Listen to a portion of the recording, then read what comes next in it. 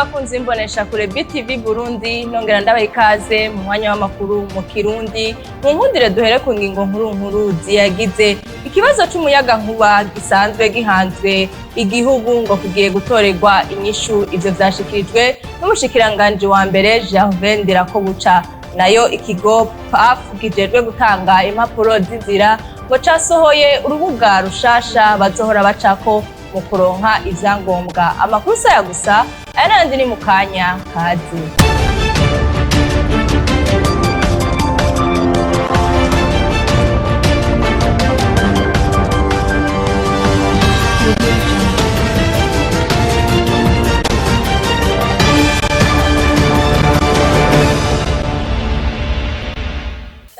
kubaha ikaze muri ano makuru hagiye gukorwa ibitari bike kugira ngo ibibazo vy'umuyaga nkuba bigiye gutorerwa inyishu kuko ngo vyari bisanzwe bihanze igihugu ivyo vyashikirijwe n'umushikiranganje wa mbere Gervais Ndirakobuca inkuru ya Elvis Munyaneza. Leta y'u Burundi iri kivi kugira itorere inyishu ikibazo c'umuyaga nkuba umushikiranganje wa mbere Gervais Ndirakobuca arashikiriza bimwe bigiye gukorwa muri ico gisata. Gusanura no kubaka ingomero z'umuyaga nkuba utangwa n'amazi, imishwarara y'izuba, ubuhinguwe mu bushohe bw'ibizuku, imicafu iva mu mazu n'ibindi. Gukomeza igisata c'ibidukikije bishobora kuva mu muyaga nkuba nk'ibiti bimwe amakara, ibizuku, ubucafu buva mu mazu bishobora guhingurwa mu muyaga nkuba hatononeka ibidukikije. Guteza imbere igisata c'umuyaga nkuba turuka ku bidukikije kandi bidahera nk'izuba, umuyaga n'ibindi mu ntumbero yo guha akazi ubuhinga bugezweho bwo kugwiza umuyaga nkuba. Urongoye ubuserukizi bw'ubumwe bwa Buraya Claude Boshu aramenyesha ivyiyongeye ko hambavu yo kuronka uyo muyaga nkuba. Kugira uburenganzira ku muyaga nkuba ntibihagije kugira ngo ushike kw'iterambere rirama. Urufunguruzo rwo gushika kw'iterambere n'ubuziranenge bw'umuyaga nkuba no kuwukoresha mu bikorwa vy'iterambere. Kubw'ivyo dukwiye kuvyisunga birengeye kugira uburenganzira ku muyaga nkuba. Igisata c'umuyaga nkuba kikaba gifise ikibanza kinini mu iterambere ry'ubutunzi n'imibano mu gihugu. Munyaneza arakenuye kuri iyo nkuru yadutohoreje.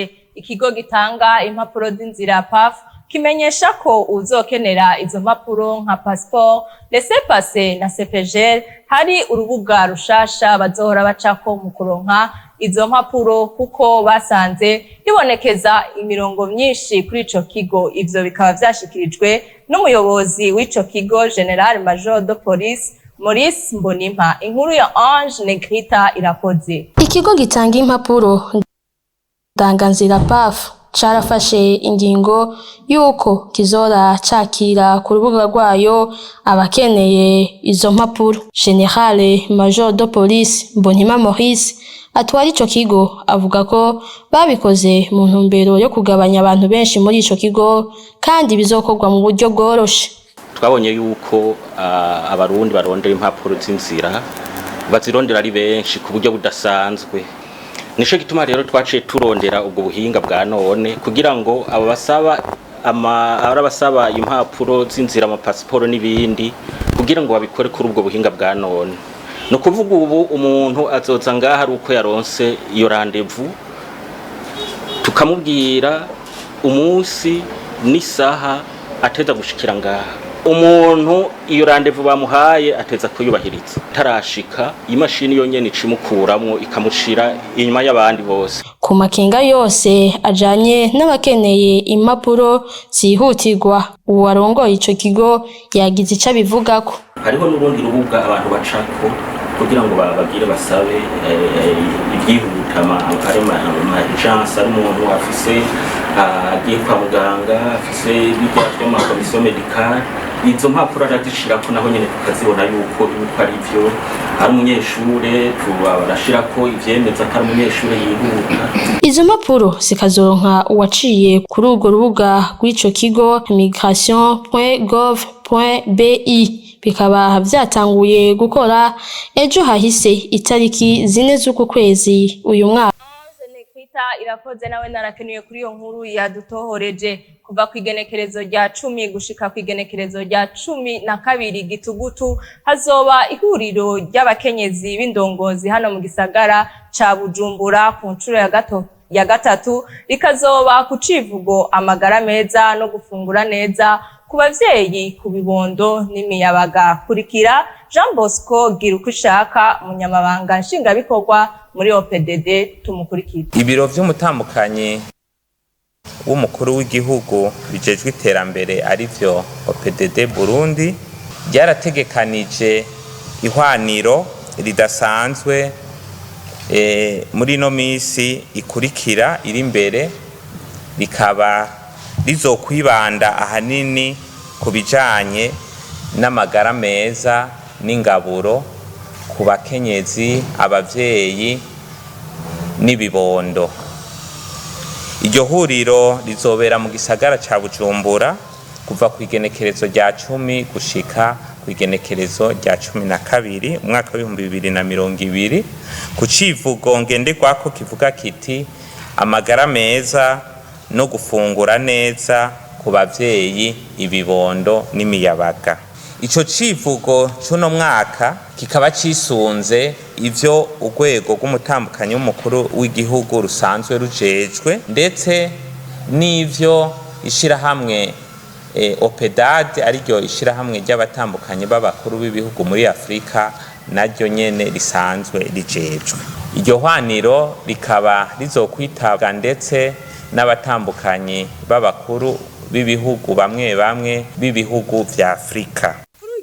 Burundi Evariste Ndayishimiye asaba banki y'ugwaruka bije kwikebuka ikamenya gukorera ugwaruka. Tumwumvirize umukuru w'igihugu c'u Burundi Evariste Ndayishimiye. Nabonye n'izindi ngorane z'ugwaruka bije naje nagiye hamwe n'ugwaruka bimwe navuga ko mutamenya gutunganya ibikorwa.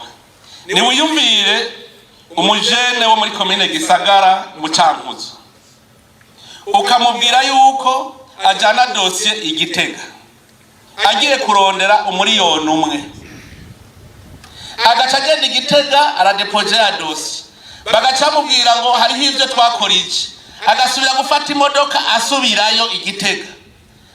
Uwo mugambi uzoja mu ngiro y'amahera yayamaze, none ayipakizamo none yakuye he? Erega je narabumvirije neza kandi bije namwe mu rugwaruka, bije mu rugwaruka kubera iki mutovuga muti gwaruka ngo mu ntara ya Cankuzo ku munsi wa mbere no kuwa kabiri tuzoba turiko dukorera iwanyu, izo dossier mukava mu zihejeje, ejo mukaja mu yindi ntara aho nivyokuba mwakubwira ngo gwaruka ngo duhurondere ajya amahera twahaye ijya banki, ajya amahera mumenye yuko mutegerezwa kuyakoresha no kuba mu gucuruza, no kuvuga abene gihugu basanga iyo bari, kuko wewe twarakorohereje tuguha imodoka mugabo ugaca ufata ya modoka y'ujya mu Gisagara muri commune Gisagara, rero iyo modoka twaguhaye niyiwe ugaca uvuga ipakize mu yindi uze genda wewe umusangiye. Iyo ngorane narayibonye kandi nibaza ko mutereza guca mu ikosora. Hamwe N-Smart rikunikiyemwo abarundi ba mu makungu ngo bagiye kuzana umuyaga nkuba ukoreshwa n'izuba ungana na megawatt 500 bivuga na Sudi Aridi aserukiye iryo shira hamwe mu Burundi. Tumwumvirize. Oro twe twararonse amahirwe yo kuza mu gihugu cacu, rikaba ari shira hamwe rije gutanga umuyaga nkuba mu Burundi ahantu hose hashoboka, n'umuyaga nkuba igihugu cyose cyo bagikeneye. Projet ya mbere tugomba gushikiriza ni projet ya mbere ingana n'ama megawatt 500 y'izuba, ikaba ifise n'ububiko bw'ama megawatt angana n'ijana, ibintu vyose kuva ku musumari gushika ku vyuma, ivyerekeye ama panneaux solaires, ivyerekeye amabateri, ibintu vyose bikoreshwa muri installation yacu ni vya Insmart. Uyu muyaga nkuba tugomba kuzana ukaba ari umuyaga nkuba ukoresha ubuhinga bwa none, no kuvuga yuko umuyaga nkuba utegera ucika, no kuvuga yuko umuyaga nkuba nko ku mutaga ushobora gukoresha izuba, mw'ijoro ushobora gukoresha umucanwa wabise w'amabateri. Hanyuma ho ikintu turushije abandi n'umuyaga nkuba w'igihugu turashobora gutuma uba stable, no kuvuga umuyaga nkuba w'u Burundi udakwiye, iyo systeme yacu yitwa ya UPS irashobora kuregera uwo mucano, irashobora kuwongerereza. Nkuru ya nyuma duciye turangiriza ko amakuru yacu yo kuri uno munsi. Reka nshimire bagenzi banje bafashije kuyatorokanya hirya no hino, ngo ndabashikiriza atankomanzi. Ntibagiye gushimira abari mu buhinga bw'ivyuma Ciza Niki na Jean Claude Nduwimana. Ntibagiye no gushimira kandi vyimva mutima Jessica Karen Ngabire yarahagarikiye. Shimira namwe mwese mwariko murayakurikira, ndabifuriza kubandanya mugira ibihe vyiza n'imbere nshakure yanyu BTV Burundi. Murakoze, ibiganiro birabandanya.